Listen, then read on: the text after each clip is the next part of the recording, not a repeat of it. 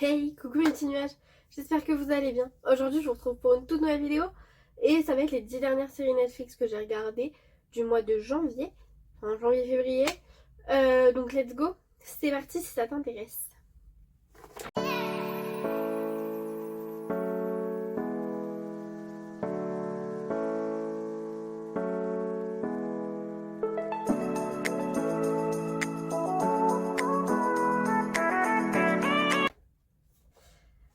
Première série c'est The Great, donc on est en Russie au XVIIIe siècle et on suit l'arrivée de Catherine qui est une jeune noble autrichienne, idéaliste et romantique, promise à l'empereur Pierre III. Pensant vivre un conte de fées, elle découvre un mari violent, puéril et une cour russe arriérée.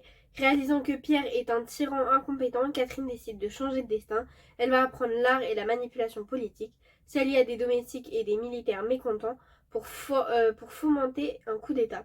C'est le récit d'une femme qui choisit de trahir son mari pour sauver un pays qui n'est pas le sien. Voilà, c'est pas conseillé pour les enfants. Je vous le dis de suite. C'est très aristocratique, un petit peu tout ça. En fait, ils vont avoir un bébé. En fait, c'est très Chronique des Bridgerton, mais plus violent. Avec beaucoup plus de violence.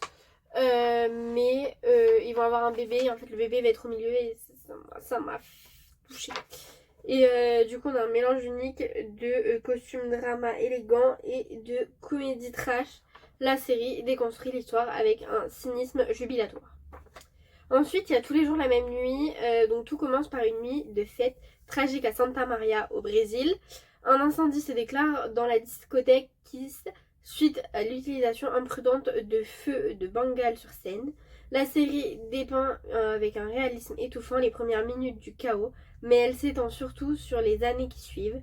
On suit le combat de parents brisés qui, face à un système judiciaire lent et corrompu, refusent de se taire. Ils transforment leur deuil en un activisme acharné pour que les propriétaires de la boîte de nuit et les autorités municipales rendent des comptes. On va pas se cacher que des parents qui perdent leur enfant, rarement les parents baissent les bras facilement. Donc voilà. Et vraiment, c'est une série qui m'a beaucoup touchée parce que je me dis, le jour où j'ai un enfant à qui ça arrive, méfiez-vous quoi. Et voilà. Ensuite, il y avait His et Hers. Vous avez les miniatures ici, si jamais je dis mal les noms. Parce que mon accent English, so-so. Donc on a Anna Andrew, qui est une journaliste dont la carrière et la vie personnelle sont en lambeaux lorsqu'un meurtre est commis dans son village natal de Blackdown. Elle y voit l'opportunité d'un grand reportage pour se relancer. Parallèlement, l'inspecteur Jack Harper soupçonne Anna d'être impliquée dans l'affaire. La série nous plonge dans un labyrinthe de souvenirs d'enfance traumatisants où chaque personnage semble avoir une raison d'être le tueur. Le récit alterne entre les points de vue, nous forçant à remettre en question la fiabilité de ce que nous voyons. On est dans une ambiance de thriller domestique étouffante où la tension monte jusqu'au twist final inattendu. Voilà. Ensuite, il y a les 7 cadrans d'Agatha Christie, qui est une série que j'aimais, que j'ai adorée. Vraiment, genre, je vous la conseille à 1000%. Tous ceux qui aiment un peu tout ce qui est enquête policière. Donc, on est situé dans les années folles. L'intrigue débute au manoir de Chimay. Une bande de jeunes aristocrates insouciants décident de punir un de leurs amis, connu pour être un paresseux invétéré, en alignant 8 réveils mécaniques destinés à sonner simultanément. Mais au matin, l'ami est réveillé mort. Et seuls 7 réveils sont présents sur la cheminée. Lady Helen Bundle, Brent, une jeune femme intrépide et moderne qui refuse les codes de son temps, plonge dans une enquête qui dépasse le simple meurtre pour toucher à une conspiration internationale impliquant une société secrète. Et en fait, on cherche à comprendre pourquoi il n'y a que 7 réveils et qu'il n'y a pas les 8 et pourquoi il est mort. Et en fait, ça va passer par le fait que ses amis l'ont tué. Enfin bref, c'est vraiment trop une série à regarder.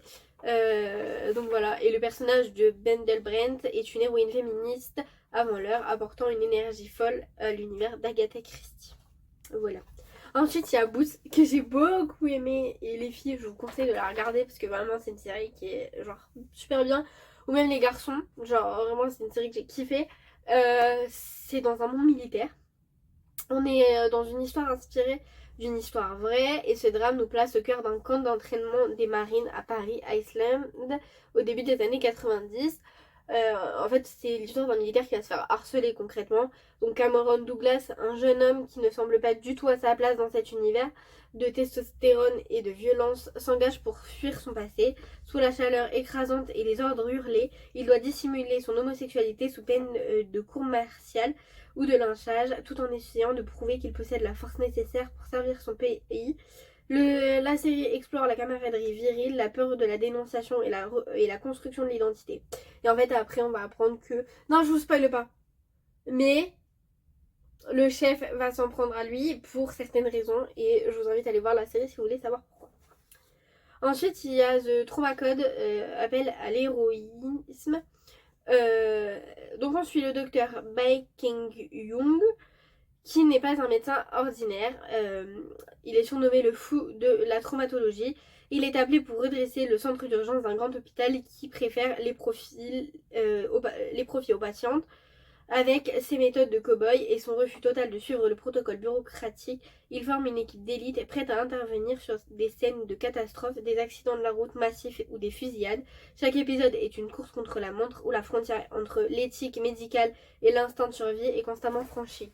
Et notamment, il va aller même jusqu'à se rendre sur un énorme accident de voiture. Et sauver des victimes, il va aller sauver le président de je ne sais plus trop quelle ville, enfin bref, enfin un pays, enfin bref, voilà, grosso modo.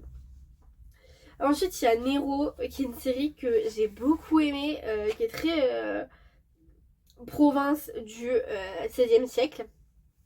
Donc on est dans une province du XVIe siècle, en proie à une sécheresse apocalyptique et aux guerres de religion. Nero est un ancien mercenaire qui vit dans l'ombre. Son passé sanglant le rattrape lorsqu'il se voit confier la protection d'une mystérieuse enfant traquée par des inquisiteurs et des seigneurs de guerre. Dans cette traque sans merci à travers des paysages de calcaire et de poussière, Nero doit réapprendre l'humanité alors qu'il s'enfonce dans une spirale de violence pour assurer la survie de la petite fille. Et on est sous une direction artistique sombre et viscérale, proche du western médiéval, portée par une interprétation brute de Pio Marmaille. Et vraiment, c'est une série que j'ai beaucoup aimée. Voilà, j'aime trop. Il y a Stranger Things. Alors, oui, je ne l'avais pas encore regardé, et vous allez vous calmer. Hein. Ok. D'ailleurs, il faut que je finisse le dernier épisode, parce que vraiment, le dernier épisode, je suis désolée, hein.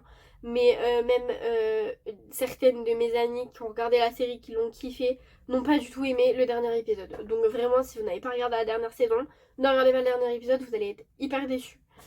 Et d'ailleurs, de tous ceux que je connais qui ont regardé la série, sont très déçus du dernier épisode.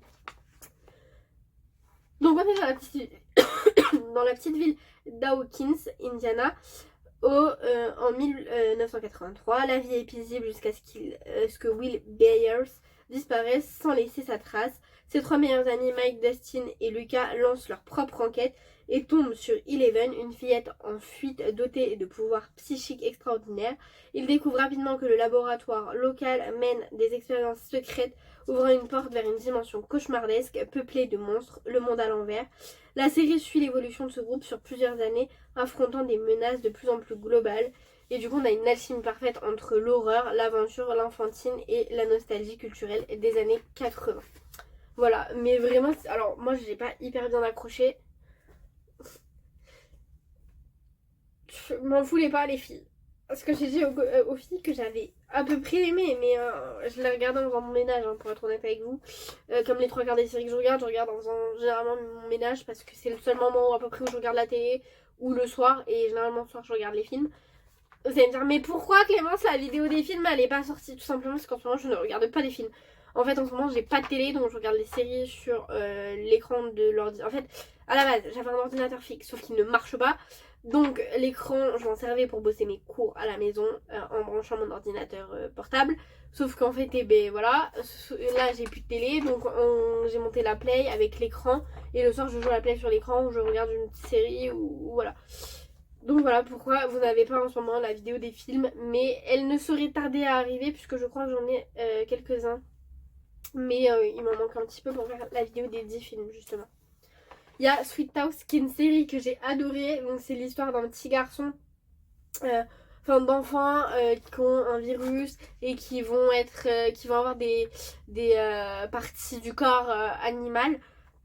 Donc voilà, je vous lis le synopsis parce que je voulais à chaque fois les synopsis.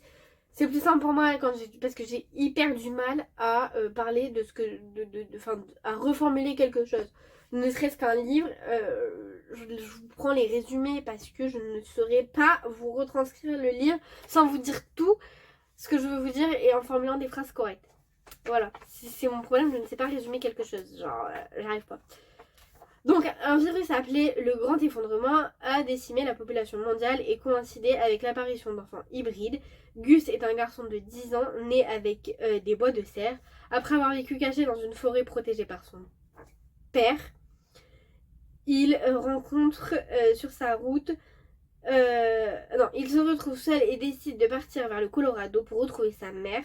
Sur sa route, il rencontre Jepperd, qui est un grand homme comme ça là, qui est un ancien joueur de football américain, solitaire et marqué par la vie. Ensemble, ils traversent des territoires dangereux où des milices traquent les hybrides, pensant qu'ils sont la cause de la maladie.